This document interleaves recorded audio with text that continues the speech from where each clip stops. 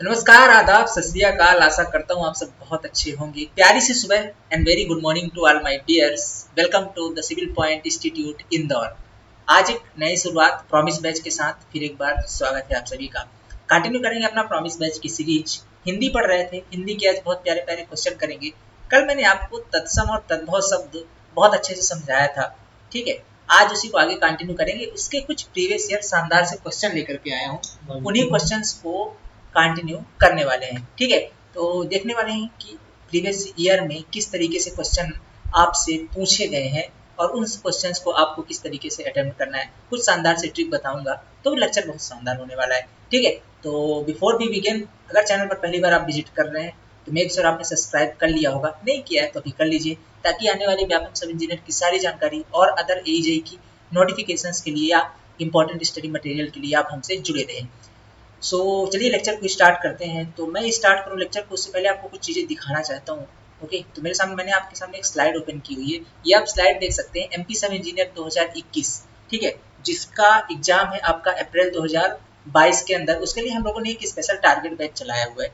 जो भी स्टूडेंट इसके लिए सीरियस है वो अपनी तैयारी को हमारे साथ जुड़ करके कर सकते हैं।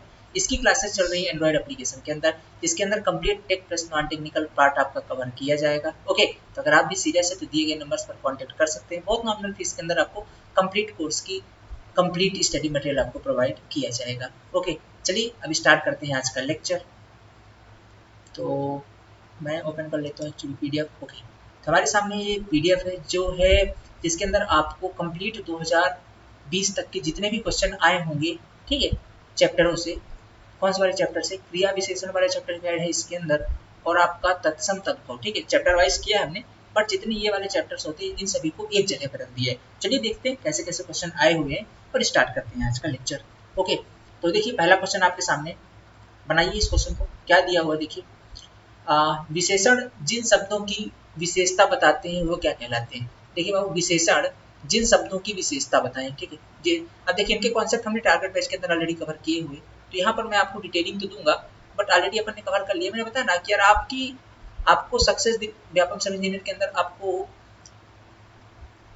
एक तो हमारा टारगेट बैच, ठीक है, एक तो हमारा टारगेट बैच, इसकी थिकनेस थोड़ी सी कम है, इसको और बढ़ा लेता हूँ। ओके, एक तो हमारा जो target batch and plus promise batch. Okay, ये दो बैच आप लोगों की सक्सेस की गारंटी। प्रॉमिस बैच के अंदर हम बहुत डिटेल के अंदर प्रीवियस ईयर क्वेश्चन करवा देते हैं, और टारगेट बैच में सारे कॉन्सेप्ट पढ़ लेते हैं, ठीक। दोनों बैच जरूर ज्वाइन करिए, ये आपको निश्चित ही सफलता दिलाएगा 2021 सब इंजीनियर के अंदर। ठीक है, स्टार्ट करते हैं अपना लेक्चर आज का। विशेषण जिन शब्दों की विशेषता बताते हैं वो कहलाते हैं, वो शब्द क्या कहलाते हैं, वो आपके विशेष कहलाते हैं। देखिए चार चीजें होती हैं, एक होता है आपका विशेष, एक होता है विशेषण, एक होता है सर्वनाम, ओके, और एक होती है आपकी क्रिया, ठीक है। सर्वनाम क्या होता है? संज्ञा के स्थान पर, संज्ञा किसी का भी नाम हो गया, पर्सन का, स्थान का नाम हो गया, ठीक है, स्थान का नाम हो गया, या किसी व्यक्ति का नाम हो गया, किसी विशेष का नाम आपकी संज्ञा कहलाती है। संज्ञा के स्थान पर अगर प्रयोग किए जाते हैं तो आपके सर्वनाम कहलाते हैं, ठीक है, सर्वनाम कहलाते हैं। और संज्ञा जो भी कार्य करता है वो आपकी उसकी क्रिया कहलाती है, ठीक है, वो उसकी क्रिया कहलाती है, ठीक है। और संज्ञा की जो विशेषता बताए वो विशेषण कहलाता है, ठीक है, संज्ञा की जो विशेषता बताए वो विशेषण कहलाता है। और ये जो विशेषण जिसकी विशेषता बताता है, ठीक है, ये जो विशेषण है ये जिसकी विशेषता बताता है, एक प्रकार से संज्ञा होगी क्योंकि संज्ञा की विशेषता बताता है जनरली, ठीक है। जैसे मैं बात करता हूँ कि किसी के भी उदाहरण ले लेते हैं कि जैसे विराट कोहली बहुत अच्छा खिलाड़ी है, ठीक है, विराट कोहली बहुत अच्छा खिलाड़ी है, तो इसमें किसकी विशेषता बताई जा रही है? विराट कोहली की विशेषता बताई जा रही है ना, विराट कोहली बहुत अच्छा खिलाड़ी है ना, तो यहाँ पर विशेष क्या हो गया? विराट हो गया। उसी तरीके से ये जो आपका विशेषण होते हैं हमेशा विशेष की विशेषता बताते हैं ना, किसके अंदर कौन सी क्वालिटी है, ठीक है। जैसे वह बहुत सुंदर लड़की है, तो वो कौन सुंदर लड़की, किसकी विशेषता? हुआ है वह जो भी लड़की होगी, ठीक है, वो बहुत सुंदर लड़की है, तो जिसकी विशेषता बताते हैं वो आपके विशेषण कहलाते हैं, ठीक है, वो आपके विशेषण कहलाते हैं, ठीक है। तो इसका पहला आंसर क्या हो जाएगा? विशेष। तो विशेषण हमेशा किसकी विशेषता बताते हैं? विशेषण हमेशा विशेष की विशेषता बताएंगे, ठीक है। तो आंसर इसका ये वाला हो गया। अच्छा, प्रविशेषण क्या होते हैं? प्रविशेषण, प्रविशेषण आपके, प्रविशेषण जो विशेषण की विशेषता बताए, ठीक है, जो विशेषण की विशेषता बताए, ठीक है, जो विशेषण की विशेषता बताए, ठीक है, जो विशेषण की विशेषता बताए उसको क्या बोलते हैं? अपन प्राविशेषण बोलते हैं, ठीक है, उसको क्या बोलते हैं? प्राविशेषण, ठीक है। आगे चलते हैं, कंटिन्यू करेंगे अपना अगला क्वेश्चन। देखिए 9 दिसंबर 20 को आया हुआ था सेकंड शिफ्ट के अंदर सिविल ब्रांच में, ठीक है। तो आपको यहाँ पास डिटेलिंग भी देखने को मिलेगी इनकी कि कब क्वेश्चन कौन से आए हुए हैं। ओके, अगले क्वेश्चन पे चलते हैं। काल के कितने भेद होते हैं? बहुत आसान क्वेश्चन यार, आप लोग जानते हो काल के 3 भेद होते हैं, वर्तमान काल, भूतकाल और भविष्य काल। तो जनरली कितने भेद होते हैं? 3 भेद होते हैं। आंसर ये बच्चा बच्चा जानते हैं क्वेश्चन। ओके, इसमें तो कुछ समझाने लायक है ही नहीं। आगे चलते हैं। निम्नलिखित में से कौन सा कथन कथन तद्भव शब्दों के संदर्भ में सही है? ठीक है, तद्भव शब्दों की, जो कि पूरे प्रीवियस ईयर है, ठीक है, ऐसा कोई नहीं कि अपन ने किसी और सब्जेक्ट का लिया है, किसी और एग्जाम का लिया, पूरे से व्यापम सब इंजीनियर के प्रीवियस ईयर है, ठीक है। तो ऑथेंटिक क्वेश्चन है आपकी। क्वेश्चन क्या पूछ रहा है आपसे? निम्नलिखित में से कौन सा कथन तद्भव शब्दों के संदर्भ में सही है? किसके शब्दों के? तद्भव शब्दों के संदर्भ में सही है। तो देख सकते हैं तद्भव शब्द क्या होते हैं, आप लोग जानते हो, कल अपन ने क्लास के अंदर डिस्कस किया कि तद्भव शब्द वे शब्द होते हैं जो संस्कृत से परिवर्तित होकर के हुए आते हैं, ठीक है, जो संस्कृत की भाषा से परिवर्तित हो चुके हैं, ठीक है, उनको क्या बोलते हैं? तद्भव शब्द बोलते हैं। जो डायरेक्ट लिए गए हो तत्सम कहलाते हैं। तो इसमें आप ऑप्शन देखेंगे तो क्या है, तद्भव संस्कृत के व्याकरण नियम के लागू नहीं होते हैं, तो अगर परिवर्तन हुए तो लागू भी होंगे, तो ये बिल्कुल ऑप्शन गलत है। तद्भव शब्दों को वाक्य रचना के कारण परिवर्तन नहीं किया जाता, ये भी बिल्कुल गलत है। तद्भव शब्दों तद्भव शब्दों में समय और परिस्थिति के कारण हुए परिवर्तनों से बनते हैं, तो बिल्कुल सही शब्द है। फिर तत्सम शब्द क्या होते हैं? जो डायरेक्ट संस्कृत से उठाए गए हैं, मतलब एक प्रकार के संस्कृत शब्द, और इन्हीं में समय के साथ या परिस्थिति के कारण कुछ परिवर्तन हो जाता है, उसी को हम लोग क्या बोल देते हैं? तद्भव बोल देते हैं। जैसे उदाहरण की बात करूं तो कर्पूर होता है एक तत्सम शब्द, और कपूर होता है आपका, जैसे अपन ने पढ़ा ना कर्पूर, ये कर्पूर क्या है? ये कर्पूर एक प्रकार का तत्सम शब्द है। क्या है? तत्सम शब्द है। और तद्भव क्या होता है आपका? कपूर। क्या होते हैं? आप लिख देता हूँ, कपूर। तो कपूर आपका क्या है? तद्भव शब्द है। तो कर्पूर धीरे धीरे समय परिस्थिति के कारण क्या बन गया है? कपूर बन गया है, वो आपका तद्भव शब्द है, ठीक है। ये आपका आंसर हो गया करेक्ट। नेक्स्ट चलते हैं, ठीक, इस तरीके से हम आपको देते रहेंगे। ओके, अगला बताता हूँ। हर्ष, शोक, विस्मय इत्यादि भावों को प्रकट करने वाला अव्यय कहलाता है। देखो अव्यय कितने प्रकार के होते हैं? समुच्चय बोधक, विस्मय आदि बोधक, संबंध सूचक, ठीक है। तो इसमें देखिएगा क्या पूछा है आपसे कि हर्ष, शोक और विस्मय, ठीक है। हर्ष मतलब उल्लास को, ठीक है। हर्ष मतलब क्या होता है? उल्लास। उल्लास मतलब बहुत ज्यादा प्रसन्नता, हर्ष, ठीक है। शोक मतलब शोक हो गया। विस्मय, इन चीजों को वो इन इत्यादि भावों को प्रकट करने वाला अव्यय आपका विस्मयादि बोधक कहलाता है। क्या? विस्मयादि बोधक। आपने कई बार सुना होगा ना, जैसे मान लीजिए आपको बहुत बड़ी कोई खुशखबरी मिल गई, ठीक है, आपको बहुत बड़ी, तो आप क्या बोलते हो? क्या बोलते हो? ओ माई गॉड, इतनी बड़ी खुशखबरी, ऐसा होता है ना, ओ माई गॉड, ओ ओ, ऐसे समझ रहे हो ना? ये जो ओ हो गया, ओके, जो ये सब होते हैं ये आपके विस्मयादि बोधक कहलाते हैं। क्या कहलाते हैं? आपके विस्मयादि बोधक, ठीक है। अचानक के जो वर्ड्स यूज किए जाते हैं, ओके। और जैसे शोक, शोक के बारे में बताऊं तो बोलते हैं ना, शोक मतलब जहाँ पे शोक की अवस्था हो, जैसे हाय राम, है ना, उस व्यक्ति का निधन हो गया, कितना अच्छा व्यक्ति था, तो यहाँ पास क्या शोक है, तो यहाँ पास हाय वगैरह शब्द यूज किए जाते हैं। तो ये आपकी विस्मयादि बोधक है, ठीक है। जहाँ पर किसी चीज को लेकर विस्मय उत्पन्न हो अचानक, ठीक है, वहां पर ये विस्मयादि बोधक होते हैं। तो ये जो शब्द होते हैं ना, कौन कौन से विस्मयादि बोधक आपके शब्द होते हैं? तो होता है जैसे आहा, ठीक है, ठीक है, आहा हो गया आपका, ओके। हाँ, ठीक है, हाँ, या कि और क्या होते हैं? हाय हो गया, ठीक है, हाय राम, कैसे करके, और ओ,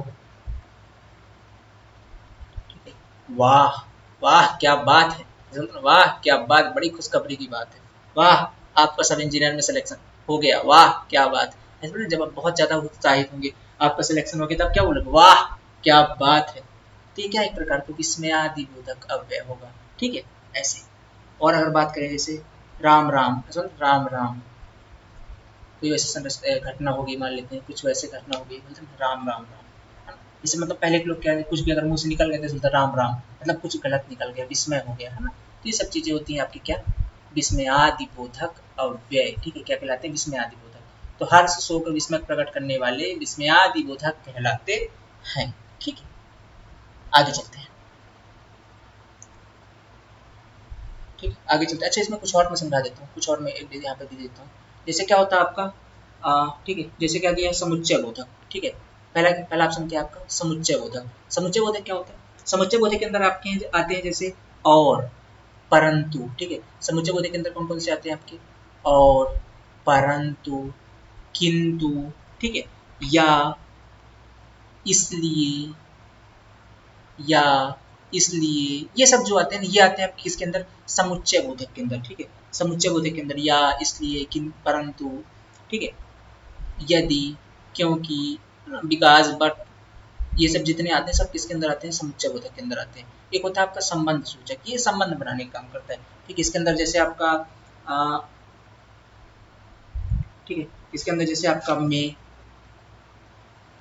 से, ठीक है, में से, पर, के, ठीक है, ये जो सारे आते हैं, या के ऊपर, ओके, के ऊपर, ये जो आते हैं आपके, ये सब आते हैं संबंध सूचक के अंदर। किसके अंदर, संबंध सूचक के अंदर। ठीक है, ये जो अव्यय है आपका में से, पर, के ऊपर, ओके, और आप जैसे के नीचे, ठीक है, के नीचे, तो ये जो संबंध अव्यय होते हैं सारे आते हैं संबंध सूचक। मैंने आप सारी चीजें आपको समझा दी। ठीक है, इनको देख लीजिए थोड़ा सा, अगली बार अगर क्वेश्चन आए तो यहाँ से भी आपका नहीं छूटना चाहिए। ओके, अगला चलते हैं अगले क्वेश्चन के ऊपर। ओके, अगला क्वेश्चन है हमारा, निम्न में से कौन सा एक संदिग्ध वर्तमान काल का सही उदाहरण है। संदिग्ध मतलब जिस चीज के लिए आप श्योर ना हो, ठीक है, जिस पर आप निश्चय होकर के नहीं कह सकते, ओके, वो संदिग्ध होता है। ठीक है, जैसे सभी बच्चे कक्षा में पढ़ते हैं, तो इसमें क्या पढ़ते हैं, पढ़ते हैं मतलब पढ़ते हैं, क्लियर ही है ना भाई, पढ़ते ही है। ठीक है, दूसरा ऑप्शन जैसे पिताजी दफ्तर में काम कर रहे होंगे, कर रहे होंगे, क्या क्लियर है कि कर ही रहे होंगे, ऐसे आपने उम्मीद लगाई ना। जैसे अभी हमारे इंडिया में तो सबसे ज्यादा यही वर्ड यूज होते हैं, संदिग्ध वर्तमान काल और बहुत ज्यादा यूज करते हैं। जैसे रात के 8 बज गए होंगे, है ना, अभी घड़ी घर में 3-4 फिर बोलेंगे रात के 8 बज गए होंगे, है ना, आईपीएल स्टार्ट हो गया होगा, ऐसे करके बोलते हैं ना अपन लोग। इसे संदिग्ध वर्तमान काल, पिताजी के दफ्तर में काम कर रहे होंगे, क्लियर नहीं है, ऐसे अपन आंकड़ा लगाते हैं। ठीक है, तो अपने इंडिया में तो और ज्यादा काफी ज्यादा यूज किया जाता है ये वर्ड, है कि नहीं। तो ये वाला आपका संदिग्ध है। जैसे घास, गाय घास चर रही है, तो चर रही है, ये प्रेजेंट में चल रही है ना, चल रही है, इसमें क्या ही आपका संदिग्ध है। ठीक है, सभी लोग घर जा रहे हैं तो जा रहे हैं, ओके। बाकी इसके अंदर आपका संदिग्ध है, क्या पिताजी घर ऑफिस में काम ही कर रहे होंगे, कुछ और भी कर सकते हैं। ठीक है, तो इसके अंदर आपका क्या है, संदिग्ध वर्तमान काल है। अगला चलते हैं, विशेष की विशेषता बताने वाले शब्द। तो जानते हैं विशेष की विशेषता, अभी अपन ने बताई क्या होती है, विशेषण कहलाती है। क्या होती है, विशेषण कहलाती है। संज्ञा क्या होती है, किसी व्यक्ति विशेष, नाम, स्थान का, स्थान की को संज्ञा कहते हैं। क्रिया क्या होती है, जो ये संज्ञा करेगा वही क्रिया होगी। सर्वनाम क्या होता है, संज्ञा के स्थान पर प्रयोग किए जाने वाले को सर्वनाम कहते हैं। ठीक है, तो ये सब हो गया। विशेषण क्या होते हैं, विशेषण जो इस विशेष की विशेषता बताएगा। ठीक है, जैसे मैं इतनी सुंदर हूँ, मैं क्या करूँ, है ना, मैं क्या करूँ, छोड़ दो, मैं इतनी सुंदर हूँ, कौन सुंदर है, मैं सुंदर हूँ। तो जो मैं है ना, ये विशेष हो गया, और सुंदर क्या हो गया आपका, विशेषता बताने वालों को विशेषण बोलते हैं। ठीक है, आगे चलते हैं, हरक का तत्सम है। ठीक है, हरक का तत्सम है, हरक का तत्सम होता है हर्ष। ठीक है, देखो, हरक एक प्रकार का तद्भव शब्द है। क्या है, तद्भव शब्द है। और हर्ष क्या है आपका, हर्ष आपका तत्सम शब्द है। हर्ष क्या है आपका, तत्सम शब्द। ठीक है, इसका आंसर क्या हो गया, हर्ष। रात होते ही तारे निकल आए में कौन सा वाक्य है। ये बड़ा प्यारा क्वेश्चन है। ठीक है, रात होते ही तारे निकल आए। ठीक है, रात होते ही तारे, देखो पहले तो समझ लेते हैं कौन सा वाक्य है। तो ये वाक्य क्या होते हैं, वाक्य समझ लेते हैं। देखो, वर्णों से मिलकर के, ठीक है, वर्ण क्या होते हैं, वर्ण स्वर या व्यंजन। ठीक है, स्वर या व्यंजन को अपन क्या बोलते हैं, वर्ण बोलते हैं। स्वर या एक व्यंजन के वर्ण बोलते हैं। इन्हीं स्वरों व्यंजनों का क्रमबद्ध रूप क्या कहलाता है, एक शब्द या एक पद कहलाता है। ठीक है, इनका जो क्रमबद्ध रूप होता है, एक शब्द या एक पद कहलाता है। ठीक है, एक शब्द या एक पद। अगर कोई एक अलग से शब्द लिखा हुआ है, मान लेता हूँ, ऐसे बोलते हैं, जैसे मान लो मैंने लिख दिया राम, तो राम एक शब्द है, लेकिन अगर यही शब्द जैसे लिखे है राम वनवास जा रहे हैं, तो अब एक पूरे वाक्य के अंदर अगर ये शब्द प्रयोग हो जाता है तो उसको बोलते हैं पद। समझ लीजिएगा अंतर। शब्द जब कोई सिंगल लिखा हुआ है वर्णों के समूह, तो इसको शब्द कहेंगे, और यही शब्द अगर किसी वाक्य में प्रयुक्त हो गया तो अब उसको पद कहेंगे। ये अंतर है। ठीक है, तो इन्हीं शब्द या पदों का जो समूह, ये शब्दों का जो समूह होता है या सार्थक समूह होता है, क्या बोलूंगा, सार्थक समूह आपका क्या कहलाता है, वाक्य। क्या कहलाता है, वाक्य। ठीक है, शब्दों का सार्थक समूह कहलाता है वाक्य। और रचना की दृष्टि से वाक्य को 3 भाग में विभाजित किया जाता है। कितने भाग में, 3 भाग में। कौन कौन सा, पहला तो होता है हमारा सरल वाक्य, दूसरा होता है संयुक्त वाक्य, और तीसरा होता है तुम्हारा मिश्रित वाक्य।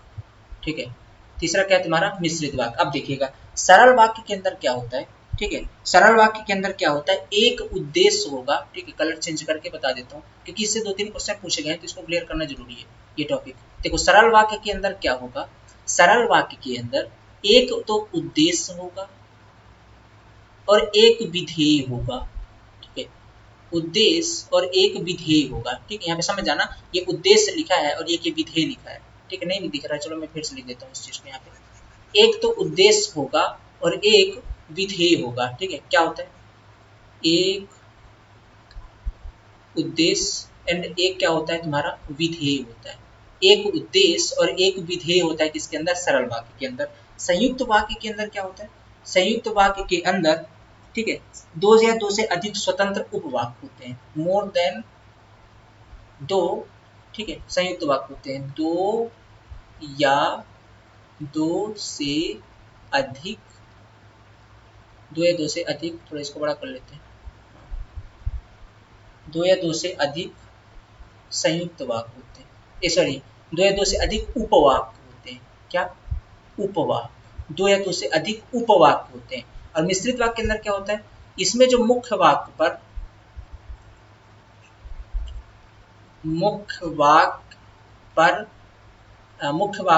उपवाक्य आश्रित होता है, उपवाक्य आश्रित होता है। ठीक है, अब समझिएगा ध्यान से। अब बोलो भैया तो कुछ समझ में नहीं आया, अरे क्या क्या बता देते हो इतनी छोटी जगह के अंदर। कहते देखो बाबू, शब्द तो करो, हम हैं तो आप क्यों परेशान हो जाते हो। जब तक हम चीजें आपको सिखा नहीं देंगे, समझा नहीं देंगे, हम नहीं जाएंगे यहाँ से। ठीक है, सरल वाक्य मतलब एक उद्देश्य और एक विधि हो। बोले ऐसी बात है क्या, हम बिल्कुल ऐसी बात है। सरल वाक्य का उदाहरण देखिएगा, यहाँ पे लिखूंगा पहला नंबर, पहला मतलब सरल वाक्य। ठीक है, सरल वाक्य का उदाहरण देखिए, सोहन खेलता है, एकदम सिंपल सा उदाहरण है, सोहन खेलता है। तो इसमें जो सोहन हो गया ये उद्देश्य हो गया और खेलता है इसका विधेय हो गया, सिंपल सी बात है। ठीक है, खेलता है क्या हो गया, इसका विधेय हो गया। तो सोहन तो क्या उद्देश्य हुआ और खेलता है विधेय हो गया, एकदम सिंपल सेंटेंस है। सोहन खेलता है, सोहन खाता है, सोहन नहाता है। ओके, ये सारे क्या हो गए हमारे, एकदम सिंपल, जिसमें दो ही शब्द हो केवल, एक तो उद्देश्य दूसरा विधेय। ये हमारे सरल शब्द कहलाते हैं, या सॉरी सरल वाक्य कहलाते हैं। यहाँ तक कोई दिक्कत नहीं, इसको तो आसानी से पहचान जाओगे। ऐसे ही पूछता वाक्य दे देगा, पूछेगा बताओ कौन सा वाक्य।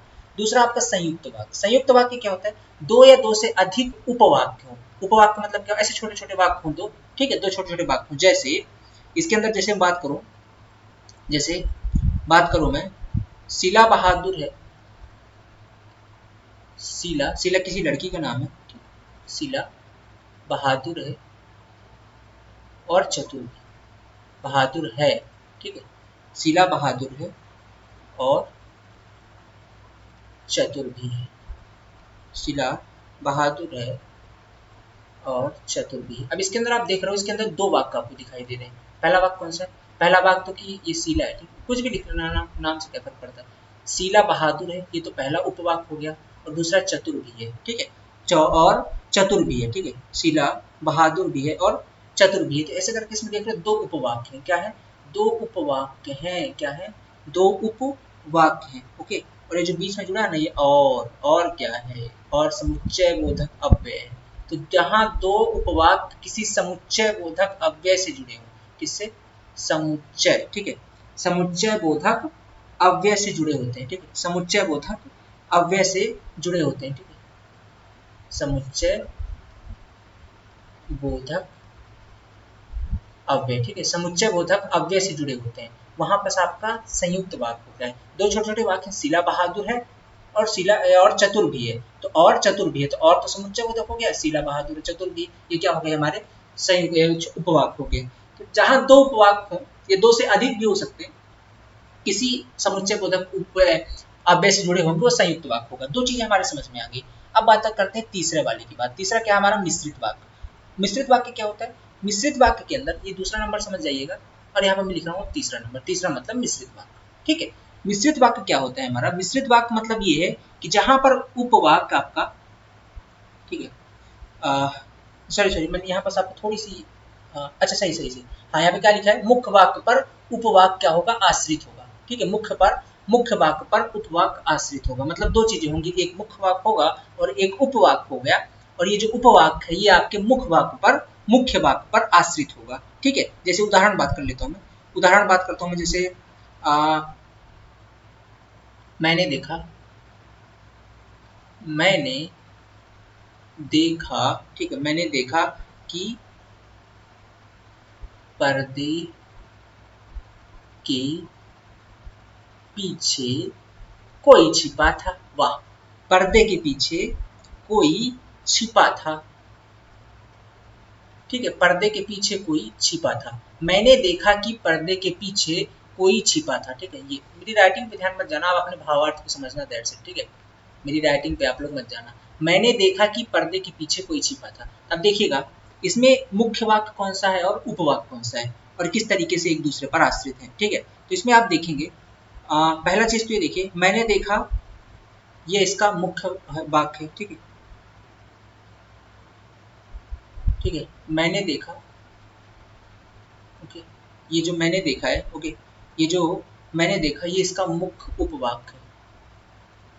क्या है? मुख्य उपवाक्य। ठीक, मुख्य दो होते हैं, दो उपवाक्य होते हैं, सॉरी मैंने वहां पे वाक्य बोल दिया। दो उपवाक्य होते हैं, एक मुख्य उपवाक्य होता है और दूसरा वाला आपका आश्रित उपवाक्य होता है। तो जो दूसरा वाला है वो पहले वाले पर आश्रित होगा। ठीक, तो ये क्या हो गया? मुख्य उपवाक्य, उपवाक्य, मुख्य उपवाक्य। ठीक है, अभी देख रहे हैं, मैंने देखा, ये एक मुख्य उपवाक्य हो गया।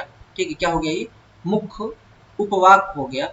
और पर्दे के पीछे कोई छिपा था, पर्दे के पीछे कोई छिपा था, ये आपका आश्रित उपवाक्य हो गया। क्या हो गया? आश्रित। ठीक है, आश्रित, आश्रिय, ठीक है, श्रिय, आश्रित उपवाक्य हो गया। ठीक है, ये आपका आश्रित उपवाक्य। तो ये जो पर्दे के पीछे कोई छिपा था, ये किस पर आश्रित है? मैंने देखा। भाई मैंने देखा ना कि कोई पर्दे के पीछे छिपा था, कि कोई पर्दे के पीछे छिपा था। अगर मैं नहीं देखता तो कैसे पता चलता कोई पर्दे के पीछे छिपा है? भाई मैं ना ही देखूं तो फिर बताओ कौन, कैसे पता चलेगा? तो ये आश्रित है ना किस पर? इस मैंने देखा पर। तो ये इसका मुख्य उपवाक्य है और ये वाला आश्रित उपवाक्य है, और दोनों एक समुच्चय बोधक अव्यय से जुड़े हुए हैं। किससे? समुच्चय बोधक अव्यय। कौन सा है? की। क्या है आपका? की। ठीक है, ये किससे जुड़े हुए हैं? समुच्चय बोधक अव्यय से जुड़े हुए हैं, जो कि आपका है की। तो की क्या है आपका? एक समुच्चय बोधक अव्यय है, समुच्चय बोधक अव्यय। ठीक है, समुच्चय बोधक अव्यय है, इसको बोलते हैं हम लोग की। ऐसे ये की जगह में और भी समुच्चय बोधक इस्तेमाल किए जा सकते हैं, जैसे तथापि। ठीक है, जैसे तथापि भी यूज किया जाता है कभी कभी। तो ये आपके होते हैं समुच्चय बोधक अव्यय, जो मिश्र वाक्य के अंदर यूज किए जाते हैं। और का यूज कहाँ किया जाता है? आपका समुच्चय बोधक अव्यय के रूप में संयुक्त वाक्य के अंदर। तो अब आप समझ गए ना, मैंने देखा कि वो पर्दे के पीछे छिपा था, ये एक प्रकार का मिश्रित वाक्य है। शीला बहादुर और चतुर भी, जिसके अंदर दो उपवाक्य होंगे और बीच में कोई समुच्चय वाचक संयुक्त हो गया। और सोहन खेलता है, नॉर्मल हो गया, तो आपका सरल वाक्य। अब वाक्य आप समझ गए होंगे। ठीक है, वाक्य आप समझ में आ गया ना, क्या कहाँ शुरुआत होती है वाक्यों की? एकदम स्टार्टिंग से मैंने समझा दिया। आपके वर्ण कहलाते हैं, वर्ण से शब्द या पद बना, पद से पद की रचना के आधार पर तीन वाक्यों में बांट दिया। रचना सरल वाक्य, आपके पद से वाक्य बने और वाक्य को रचना के हिसाब से तीन पार्ट में बांट दिया, सरल, संयुक्त और मिश्र, और तीनों भाग में अपन ने पढ़ लिया। ठीक है, अब चलते हैं इसके अंदर। रात होते ही तारे निकल आए। ठीक है, रात होते ही तारे निकल आए। अब बताइए, रात होती, ये तो क्या हो गया? मुख्य उपवाक्य, मुख्य उपवाक्य। तारे निकल आए, आश्रित उपवाक्य, आश्रित उपवाक्य। और ही क्या हो गया? समुच्चय बोधक अव्यय, समुच्चय बोधक अव्यय। ठीक है, समुच्चय बोधक अव्यय आप समझ सकते हैं। आप ये कौन सा है? एक मिश्र वाक्य है, जहां पर मुख्य उपवाक्य आश्रित है। देखिए, रात होते ही, रात होते मतलब रात हुई तब ना तारे निकल आए। तो तारे निकलना किस पर आश्रित है? रात होने पर आश्रित है। भाई रात नहीं होती तारे कैसे निकलते? वैसे तो साइंटिफिकली देखें तारे निकलते थोड़ी है, वो तो पहले से रहते हैं। रात हो जाती है इसलिए हमको दिखाई देने लग जाते हैं, सूरज चला जाता है। ओके, तो ये रात होते ही, तो अभी वाक्य में अपन समझते हैं। तो रात होने पर तारे निकलने का आश्रय है। तो अगर रात नहीं होंगे मतलब तारे नहीं निकलेंगे, मतलब आश्रित है ना एक प्रकार से। यहाँ पास आपका जहां पर भी मुख्य वाक्य उपवाक्य पर आश्रित, दूसरा वाला जो उपवाक्य वो आश्रित हो, यानी आश्रित उपवाक्य आश्रित हो, तो उसको बोलते हैं हम लोग मिश्रित, मिश्र वाक्य। तो मिश्र वाक्य ऑप्शन फर्स्ट। इससे क्वेश्चन आया जिससे मैंने इसको डिटेल में आपको समझा दिया, अभी और आएंगे क्वेश्चन इससे। ठीक है, अब आगे चलते हैं। बच्चे के द्वारा कविता गाई गई। ठीक है, बच्चे के द्वारा कविता गाई गई। अच्छा, ये क्या? अब ये वाच्य पूछा है। ठीक है, क्या पूछा है? वाच्य। देखिए, क्रिया के आधार पर, ठीक है, किसके आधार पर? क्रिया के जिस रूप में। ठीक है, देखिए ऐसे समझ लेते हैं अपन इसको।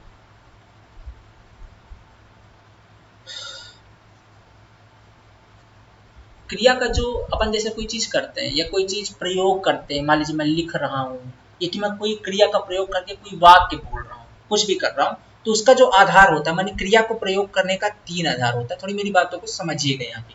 क्रिया की क्रिया का को प्रयोग क्रिया को प्रयोग क्रिया के लिखो तो ज्यादा सही वर्ड है यहाँ पास, ठीक है। यहाँ पे मैं के लिखता हूँ तो ज्यादा सही वर्ड है। क्रिया के प्रयोग के आधार पर, ठीक है, क्रिया के प्रयोग के आधार पर। अब क्रिया के प्रयोग का मतलब क्या होता है कि भैया क्रिया कितनी किस तरीके से हम प्रयोग करते हैं, उसके आधार पर वाच्य को, ठीक है, वाच्य को 3 भागों में हम लोग कैटेगराइज करते हैं। कितने भागों में? 3 भागों में, ठीक है। देखो ये क्रिया 3 तरीके से ही प्रयोग की जा सकती है। पहली चीज तो किसके साथ की जाएगी? कर्ता के साथ प्रयोग की जाएगी। कर्ता मतलब जैसे मैं, ठीक है, जैसे कि मैं, जैसे कि आप, ठीक है। मान लीजिए आप में से किसी का नाम सीता है, ठीक है, तो सीता पढ़ रही है, तो पढ़ना क्या होगी? क्रिया। और कौन पढ़ रहा है? सीता। तो सीता के साथ माने सीता एक प्रकार की कर्ता है, ठीक है, कर्ता है सीता। तो सीता के साथ डायरेक्टली रिलेशन है किसका? क्रिया का, है ना, डायरेक्ट संबंध है, तो वो आपका कर्ता के साथ डायरेक्ट संबंध है। तो क्रिया का हमने किसके साथ प्रयोग कर दिया? कर्ता के साथ। मैं सीता पढ़ रही तो डायरेक्ट किसके साथ जुड़ा हुआ है? कर्ता के साथ। तो पहली चीज तो हम कर्ता के साथ प्रयोग कर सकते हैं। किसके साथ प्रयोग कर सकते हैं? कर्ता के साथ। दूसरा प्रयोग कर सकते हैं कर्म के साथ। किसके साथ? कर्म के साथ। क्या? किसके द्वारा? कर्म के साथ। जैसे सीता के द्वारा फिजिक्स पढ़ी गई, ठीक है, सीता के द्वारा फिजिक्स पढ़ी गई। तो क्या पढ़ी गई? फिजिक्स। अब किससे संबंध है? फिजिक्स पढ़ी गई। पढ़ी गई तो आपका पढ़ना तो क्या हो गया? पढ़ना तो क्या हो गया आपका? पढ़ना तो आपका क्रिया हो गया, पर क्या पढ़ा गया? इस बार जो आपका क्रिया है, इसका संबंध सीता से नहीं है। किससे है आपका? इसका संबंध इस बार पढ़ना से है, फिजिक्स से पढ़ना से है, ठीक है। तो इस बार दूसरा वाला क्या हो जाएगा आपका? कर्म। मतलब जहां पर आपका, ठीक है, जहां पर आपका संबंध, ठीक है, जहां पर आपकी क्रिया का संबंध, ठीक है, जहां पर आपकी क्रिया का संबंध कर्म से हो, ठीक है, जहां पर आपकी क्रिया का संबंध कर्म से हो, वहां पर आपका क्या होता है?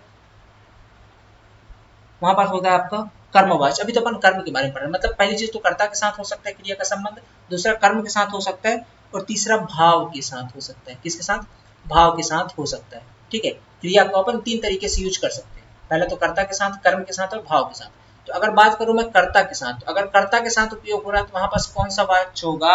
अगर कर्ता के साथ होगा तो वहां पे कर्तवाच्य होगा। कौन सा? कृतवाच्य, ठीक है। कौन सा होगा? कृतवाच्य होगा। दूसरा अगर मान लीजिए कर्म के साथ प्रयोग हो रहा है तो वहां पास आपका, ठीक है, कर्मवाच्य होगा। क्या होगा? कर्मवाच्य होगा। और अगर तीसरा बात करूं, अगर भाव के साथ मान लीजिए प्रयोग हो रहा है, ठीक है, किसके साथ प्रयोग हो रहा है? भाव के साथ, या भाव में प्रयोग हो रहा है, तो वहां पास क्या होगा? आपका भाववाच्य होगा। भाववाच्य होगा। इस तरीके से 3 प्रकार के वाच्य आपके विभाजित किए गए हैं क्रिया के आधार पर। कर्तवाच्य में जहां पास क्रिया का प्रयोग कर्ता के साथ हो रहा हो, ठीक है, या कर्ता की प्रमुखता हो, जिस वाक्य में कर्ता की प्रमुखता हो, ठीक है, किसमें? कर्ता की प्रमुखता। जैसे मोहन फल खाता है या सोहन फल खाता है, ठीक, उदाहरण लिख देता हूं मैं यहाँ पे। सोहन फल खाता है, फॉर एग्जाम्पल सोहन फल खाता है। तो इसमें देख रहे हैं खाना क्या हो गया? खाता है मतलब खाना क्या? क्रिया हो गई। कौन खा रहा है? सोहन खा रहा है, सोहन फल खाता है। तो यहाँ पास देखने क्रिया का सीधा सा रिलेशन किसके साथ है? कर्ता के साथ, ठीक है, कर्ता के साथ है, डायरेक्ट रिलेशन है। तो ये आपका कर्तवाच्य हो गया। क्या हो गया? कर्तवाच्य, कृतवाच्य हो गया, ठीक है। बात करते हैं अपन कर्मवाच्य की, कर्मवाच्य की, ठीक है। किसकी बात करते हैं? कर्मवाच्य की।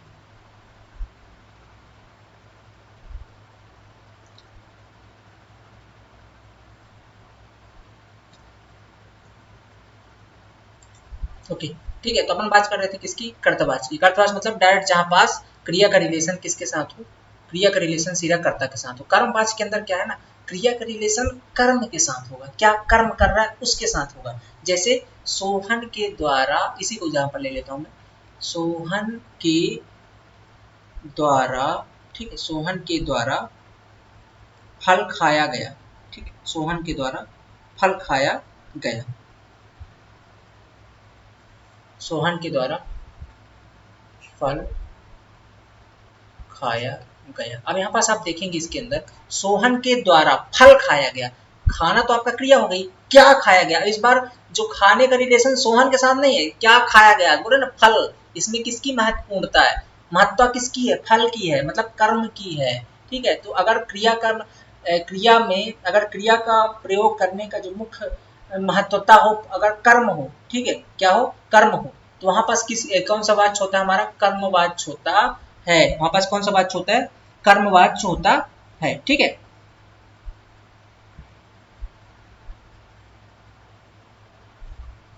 ओके।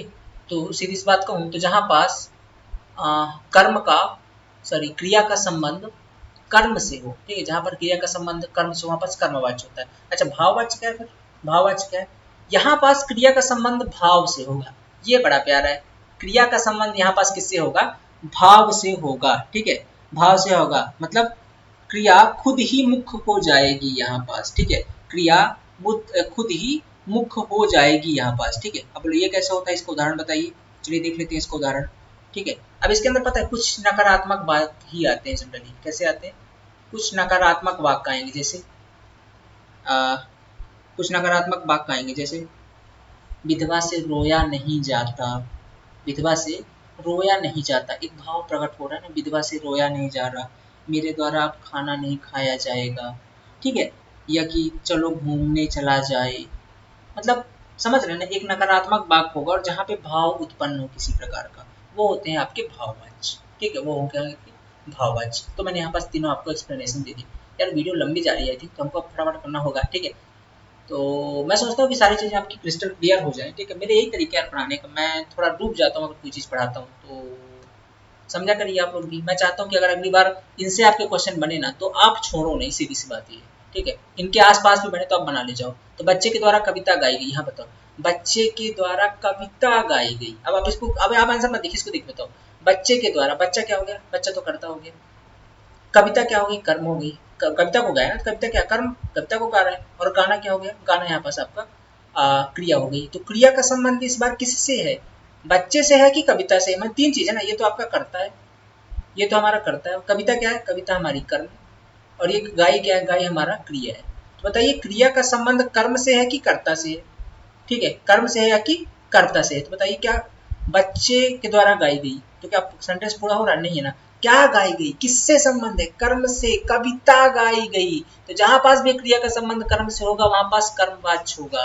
तो आंसर आपका फोर्थ कर्मवाच्य। समझ रहे हैं ना, ऐसे देख के सब लगाइएगा। ये तो मैंने समझा दिया, अब वहां से देख के लगाना है। ठीक, मैं पुस्तक पढ़ूंगा में कौन सा वाक्य है, बताइए भाई। मैं पुस्तक पढ़ूंगा ना, मेरे से ही डिपेंड है, पढ़ूंगा मतलब पढ़ना, कौन पढ़ेगा, मैं पढ़ूंगा, तो कर्तवाच्य। सिंपल सी बात है भाई, क्रिया का संबंध सीधा कर्म से, एक कर्ता से है। मैं मतलब कौन, मैं मतलब कर्ता, मेरे को ही पढ़ना है, क्या पढ़ना है, पढ़ना मतलब क्रिया हो गई, तो क्रिया का संबंध कर्ता से, मतलब कौन सा, कर्तवाच्य। अब बताओ बनेगा नहीं बनेगा यार, अब तो देख के लगाओगे, है कि नहीं। ये होते हैं कॉन्सेप्ट समझाने का। अगणित का तद्भव है, हाँ ये तो मैंने कल पढ़ाया है, बताइएगा। अगणित का तद्भव होता है अनगिनत, क्या होता है, अनगिनत। ठीक, ये कल अपन ने पढ़ा था इस चीज को, तो इसमें कोई दिक्कत नहीं। आगे चलते हैं। हाँ, वाक्य, वाक्य क्या होता है, उपसर्गों से निर्मित पूर्ण रूप से सार्थक संख्या, गलत है। वाक्य ये नहीं होता। प्रत्यय से निर्मित, ये भी बिल्कुल गलत है। पदों से निर्मित पूर्ण और सार्थक संरचना, बिल्कुल सही आंसर, यही होता है ना, पदों से निर्मित पूर्ण और सार्थक संरचना को ही क्या बोलते हैं, वाक्य बोलते हैं। संधि समास ये तो नहीं होते। तो आंसर आपका यही भाई, पदों से निर्मित तो सार्थक, देखो क्या होता है, वर्णों से निर्मित पद होते हैं भाई। पद क्या होते हैं, वर्णों से निर्मित सार्थक संरचना, वर्णों की सार्थक संरचना ही को बोलते हैं पद या शब्द। शब्दों या पदों की सार्थक संरचना वाक्य होती है। तो ऑप्शन आंसर 3 करेक्ट। अगला क्वेश्चन चलते हैं। हाँ, अगला क्वेश्चन है, भाववाच्य, भाववाच्य का वाक्य कौन सा है। देखिए इससे काफी सारे क्वेश्चन है, इसलिए मैं डिस्क्रिप्शन समझा देता हूँ पहले, अब आप देख के खुद बताएंगे। बच्चों से दौड़ा नहीं गया, बच्चे दौड़े, बच्चे दौड़ते हैं, इनमें से कोई नहीं। अब बताओ, बच्चों से दौड़ा नहीं गया, क्या नहीं है, बड़ा जहां पास भी नकारात्मक आएगा जनरली, अगर भाववाच्य है तो निगेटिव याद रखिएगा, निगेटिव ही आएगा जनरली अगर भाववाच्य है तो। मतलब क्या आएगा जनरली, नकारात्मक वाक्य आएगा। तो बच्चों से दौड़ा नहीं गया, नकारात्मक वाक्य, मतलब ऑप्शन इज करेक्ट। और यहाँ पास भी दौड़ा नहीं गया, समझ गए ना, उसके द्वारा खाना नहीं खाया गया, नकारात्मक फीलिंग ऊपर से थोड़ी आलस वलस वाला भाव आए, ठीक है, तो वहां पास समझ जाइएगा कि भाववाच्य है। ठीक है, अगला क्वेश्चन चलते हैं।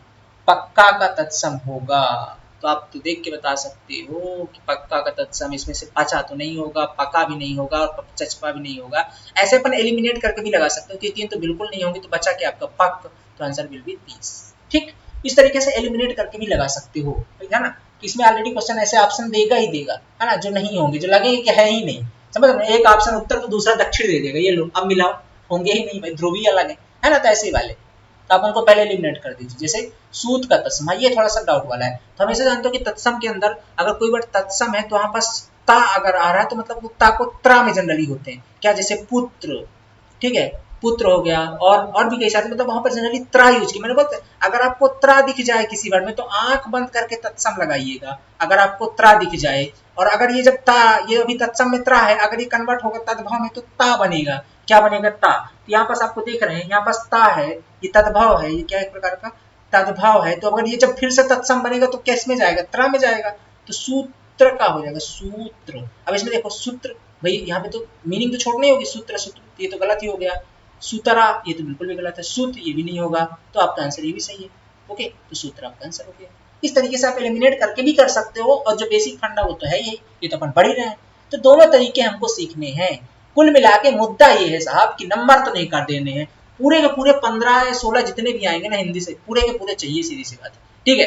इस बार बता रहा हूँ ना, बुक लॉन्च हो जाने तो हमारी जो हमारी बन रही है, इतने शानदार कंटेंट है ना उसके अंदर, नॉनटेक के अंदर आप 85 प्लस सिर्फ बुक से पढ़ सकते हो, 85 80 से 85 नंबर तो सिर्फ बुक से है टिकट, भाई करंट अफेयर कुछ इधर उधर से आ सकते हैं, स्टैटिक आ सकता है, बट 85 प्लस तो आप अटेम्प्ट कर सकते हो कि वहीं के कॉन्सेप्ट से हैं क्वेश्चन, 80 से 85 क्वेश्चन आपको डायरेक्ट देखने को मिलेंगे, इतनी शानदार, इतना मेहनत किया जा रहा है, उसी चक्कर में कभी कभी हमारे लेक्चर लेट हो जाते हैं।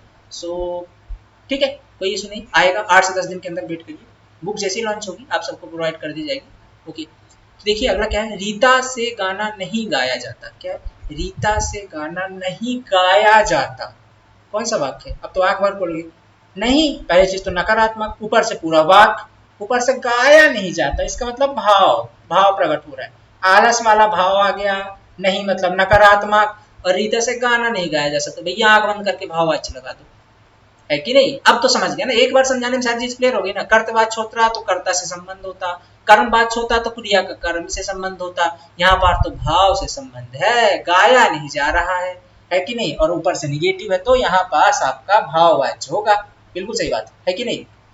इस तरीके से अपन पढ़ेंगे। अगले क्वेश्चन पे चलते हैं, विमल बाजार गया होगा निम्न में से कौन सा वाक्य, अब आप खुद बताएंगे, विमल बाजार गया होगा कौन सा वाक्य, बताइए, गया होगा, कंफर्म नहीं है कि गया है ना, कंफर्म नहीं है कि गया है, गया होगा, हो सकता है ना गया हो, है ना। तो मिश्र वाक्य तो बिल्कुल भी नहीं, क्योंकि मिश्र वाक्य में क्या था कि भैया यहाँ पर मुख्य जो उपवाक्य पर आश्रित होगा दूसरा वाला उपवाक्य, ये तो हो ही नहीं। सरल वाक्य, सोहन फल खाता है, सरल वाक्य बिल्कुल भी नहीं। संदेह सूचक, बिल्कुल सही आंसर, संदेह उत्पन्न हो रहा है यहाँ पे कि क्या विमल बाजार गया होगा, क्या पता गर्लफ्रेंड से मिलने चला गया, हो सकता है कि नहीं। तो इसका मतलब ये है कि अभी श्योर नहीं है कि वो बाजार ही गया है, कहीं और भी जा सकता है, तो यहाँ पास क्या हो सकता है, संदेह सूचक है। और तीसरा वाला संकेत, ये तो बिल्कुल भी नहीं, संकेत तो कहीं पास कर ही नहीं रहा है, तो आपका संदेह सूचक बिल्कुल करेक्ट आंसर है। ठीक है, अगले क्वेश्चन पे चलते हैं। Yes, complete. तो ये थे आपके सारे क्वेश्चन, ठीक है, ये थे आपके सारे क्वेश्चन जो आज तक आपके पेपरों में पूछे गए थे, ठीक है, किन एग्जाम्स के अंदर, व्यापम सब इंजीनियर एग्जाम के अंदर, इन चैप्टर से, वो मैंने आपको डिटेल के अंदर करवा दिए।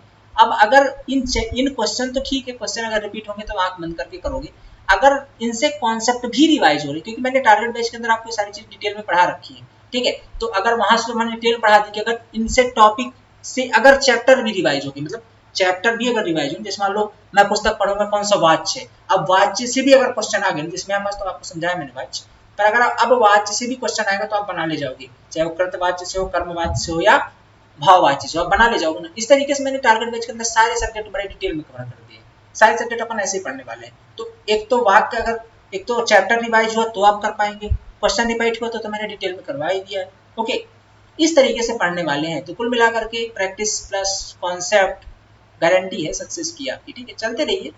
और जो हमारे पेड वाले स्टूडेंट हैं उनको मैं बताना चाहता हूँ यार कि थोड़ी सी आपको इस टाइम पे लेक्चर में दिख रहा होगा कि एक आध लेक्चर मिस हो रहे हैं हमारे, ठीक है, रेगुलरिटी थोड़ी सी है, बट रीजन यही है कि हमारा धड़ाधड़ काम चल रहा है बुक के ऊपर। ओके, और 2-4 दिन लग सकते हैं उसके अंदर, इसके बाद फिर बता रहा हूँ वो बुक जब आएगी ना, इस बार कंपटीशन ना बढ़ा दे नानटेक में तो कहना मुझे, ठीक, इतनी शानदार बन रही है यार, है ना। आप खुद देख के कंटेंट ना हैरान हो जाओगे कि यार क्या बनाया भैया ने, मतलब समझ रहे हो? ऐसा आ रहा है। तो वेट करिए, आएगा तो फिर देखेंगे। ओके, मतलब आएगा तो फिर आप तो मिल ही जाएगी आप लोग को। ओके, फिलहाल एक बार फिर से लास्ट में बताना चाहता हूँ कि जो भाई जो जो भी एमपी सब इंजीनियर प्लीज सीरियस है, यूट्यूब पे हमारे कंटेंट को देख रहे हैं, दिए गए नंबर पे कॉल कॉन्टेक्ट जरूर करें। आपके लिए टारगेट बैच ज्वाइन करना बहुत ज़्यादा आवश्यक है। ओके, जहाँ हम कंप्लीट डिटेल में सारी चीज़ें कवर कर रहे हैं, कॉन्सेप्ट कवर कर रहे हैं, क्वेश्चन हम करवा दे रहे हैं प्रॉमिस बैच के अंदर, वो बिल्कुल फ्री ऑफ कॉस्ट चलेगी यूट्यूब के अंदर, बट कॉन्सेप्ट भी ज़्यादा इंपॉर्टेंट है, ताकि अगर मान लीजिए क्वेश्चन रिपीट नहीं हो रहे तो आपके पास कॉन्सेप्ट होनी चाहिए, उस कॉन्सेप्ट से भी आप क्वेश्चन बना पाएंगे। ठीक है, तो कुछ भी चीज़ मत छोड़िए यार, वैकेंसी बहुत दिनों बाद आ रही है, यकीन मानिए बहुत दिनों बाद वैकेंसी आ रही है। 3 साल लग गए, 18 के अंदर आई थी, 20 में केवल 50 पोस्ट आई, वो भी संविदा वाली। अब जो पोस्ट आएंगे रेगुलर आएंगी, 3 साल बाद आ रही है, वैकेंसी बहुत ज्यादा खाली, यकीन मानिए 400 से 500 वैकेंसी, 300-400 पोस्ट तो आएंगी ही आएंगी सिविल की। ठीक है, तो इतने दिन बाद आ रही है, रिस्क मत लीजिए कि यार हम तो कर लेंगे, हम अपने से पढ़ लेंगे, हमारे पास कंटेंट अवेलेबल है, थोड़े से फीस के चक्कर में आप अपना टाइम वेस्ट कर देंगे। ठीक है, और यकीन मानिए यहाँ पे क्या हमारी एक स्टैंडर्ड फैकल्टी है, तो वो सारी चीज़ें बड़े ऑथेंटिक तरीके से एनालिसिस करके बनाती है। ठीक है, आप जैसे कर रहे हो एनालिसिस, तो अब मैं मानता हूँ self study is better than, ठीक है, बट अगर आप कर रहे हैं स्टडी, आप सेल्फ स्टडी कर रहे हैं, तो पहले एनालिसिस वगैरह करिए। ठीक है, जैसे कि मैंने वीडियोस के अंदर बताया, आप स्टडी देखिए, एनालिसिस करिए कंप्लीट, फिर उसके हिसाब से आप स्टडी मटेरियल ढूंढ ले, फिर आप टॉपिक सेलेक्ट कीजिए, चैप्टर सेलेक्ट कीजिए, उतनी पढ़ाई कीजिए, क्योंकि दायरा तो बहुत बड़ा है। तो इतना करेंगे तो आपका टाइम कितना ज़्यादा जाया होगा, है कि नहीं, इन सब चीज़ों में। वो आपको हम करके दे रहे हैं, वही चीज़ हम आपको अपने कोर्स के अंदर कंप्लीट बना के दे देते हैं कि आपको क्या करना है, बस बना बनाया मिल रहा है, बस उन्हीं चीज़ों को रिवाइज करना है और multiple times revision revision revision and practice लगाने। तो आपका टाइम अब कंटेंट ढूंढने में नहीं लग रहा है, कंटेंट बनाने में नहीं लग रहा है, कंटेंट पर अपनी महारत हासिल करने में लग रहा है। ठीक, तो समझिए इस बात को। अपना अगर सिलेक्शन पक्का चाहते हैं आप, ये कि समझ रहे हैं ना, 100% सिक्योरिटी चाहते हैं, तो बैच इंपॉर्टेंट है आपके लिए, बहुत नॉमिनल फीस के अंदर आप देख सकते हैं, नंबर पर कॉन्टेक्ट कर सकते हैं। ठीक है, चलिए मिलते हैं नेक्स्ट लेक्चर के अंदर। लेक्चर कैसा लगा कमेंट बॉक्स में बता सकते हैं। थैंक यू सो मच, मिलते हैं अगले लेक्चर के अंदर। प्यारी सी मुस्कान के साथ अपने दिन की करिए शुरुआत, और जाइए, लग जाइए, तैयारी कर रहे हैं तो तैयारी कीजिए और जी भर के तैयारी कीजिए। और एक बात याद रखिए, भरोसा खुद पे हमेशा रखिए, अगर आपने ठाना है तो सिलेक्शन 100% होगा, किसी के समझ जाइए। ठीक है, उनकी औकात नहीं जो आपको रोक सके, ठीक है, आपको अपनी मंजिल से हटा सके। आपने देखा ना अभी, आपने अगर अभी देखा होगा राकेश टिकैत को कितने दिनों से डटे हुए थे, कितने दिनों से डटे हुए थे, है कि नहीं, कृषि कानून को लेकर के 1-1.5 साल से चल रहा है आंदोलन उनका। आखिर में सरकार को भी झुकना पड़ गया और कृषि कानून वापस लेने पड़ गए। उनके सामने कितना बड़ा मंजिल है, सरकार खड़ी थी पूरे देश की, और अकेला मतलब पूरे किसान एक तरफ खड़े थे, धूप बारिश कितना संघर्ष सहना पड़ा यार, लेकिन इंतहा भी ना एक लिमिट ही होती, आखिरकार झुकना पड़ा उन्हें। ठीक है, किसी भी कारण से झुकना पड़ा वो अलग मैटर है, लेकिन आखिरकार अगर आप किसी चीज के पीछे लगे रहते हो ना, सब कुछ अपना समर्पित करके लगे रहते हो ना। उस बंदे ने देखा ना, बाढ़ आई हुई थी दिल्ली के अंदर, वो बंदा बैठा था, खटिया लगा के बैठा था, लेकिन बैठा जरूर था, हिटा हला डूला नहीं अपनी जगह से। इस तरीके से आपको कितनी भी समस्याएं आ जाए ना, फोकस्ड पॉइंट एकदम वहीं पे रखना। वैकेंसी 2 महीने लेट हो रही होने दो, कैसा भी पेपर आ रहा होने दो, रिजल्ट लेट दे रहे देने दो, जब देंगे जब करेंगे वैकेंसी तो हम ही लेंगे, सीधी सी बात है, जीत होनी चाहिए यार। ओके ना, और सिलेक्शन आपका ही होगा 100% से। ठीक, कंटेंट में बिल्कुल कोई कमी नहीं है, यकीन मानिए जी जान लगाई जा रही है आप लोग के लिए। जो मेरे पेड बैच उनके लिए मैं इन्फॉर्मेशन देना चाहता हूँ माय डियर। मैं मानता हूँ इस समय आपके 1-2 लेक्चर लेट हो रहे हैं, एक लेक्चर हम लोग मिस कर रहे हैं पर डे का, जितने भी प्रॉपर आपको क्लास नहीं दे पा रहे हैं, मैं एक्सेप्ट करता हूँ आकर के, क्योंकि और वो चीज़ें हम बहुत जल्दी कवर कर लेंगे, 1-2 दिन के अंदर सारी चीज़ें कवर हो जाएंगी। रीजन सिर्फ यही है कि आपके लिए हम लोग लगे हुए हैं, जी जान लगा कर लगे हुए हैं। आपको जैसे जो लोग पेड बैच उनको तो हम लोग free of cost book provide करेंगे, उनको लिए एक ऐसा कंटेंट दे देंगे ना कि वो लोग बस पढ़ के, और मैं गारंटी बोल रहा हूँ कि आपको 80+ मार्क्स बुक से दिला देंगे, इतना शानदार कंटेंट उसके अंदर हम लोग भर के दे रहे हैं आप लोग को। सो उस चक्कर में थोड़ा सा पेशेंस आप लोग रखिए। ठीक है, और आपने पेशेंस रखा भी है, हम इसकी भी आप लोग के बहुत बड़े आभारी हैं। ठीक है, जितने भी हमारे पेड स्टूडेंट्स हैं, ओके, जितने भी हमारे टारगेट वाइज वाले स्टूडेंट्स हैं, और यकीन मानो यार जान लगाई जा रही है अपनी, कंटेंट में आपको कहीं भी कमी नहीं दिखाई देगी। चलिए मिलते हैं नेक्स्ट लेक्चर के अंदर, थैंक यू सो मच, और देखते रहिए, मिलते हैं नेक्स्ट लेक्चर के अंदर। ठीक।